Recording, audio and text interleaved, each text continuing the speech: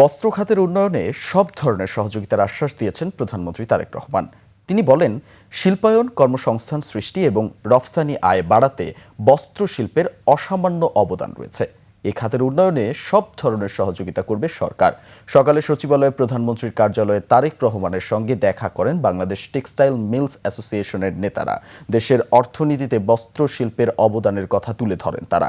একই সঙ্গে এ খাতের টেকসই উন্নয়নে সরকারের সহযোগিতা চান। আন্তর্জাতিক বাজারে প্রতিযোগিতার সক্ষমতা বাড়াতে প্রয়োজনীয় নীতিগত সহায়তার বিষয়ে প্রধানমন্ত্রীর দৃষ্টি আকর্ষণ করেন তারা। পরে প্রধানমন্ত্রী শিল্পায়ন, কর্মসংস্থান সৃষ্টি এবং রপ্তানি আয় বাড়াতে বস্ত্র শিল্পের অবদানের প্রশংসা করেন এবং এ খাতের উন্নয়নে সহযোগিতার আশ্বাস দেন।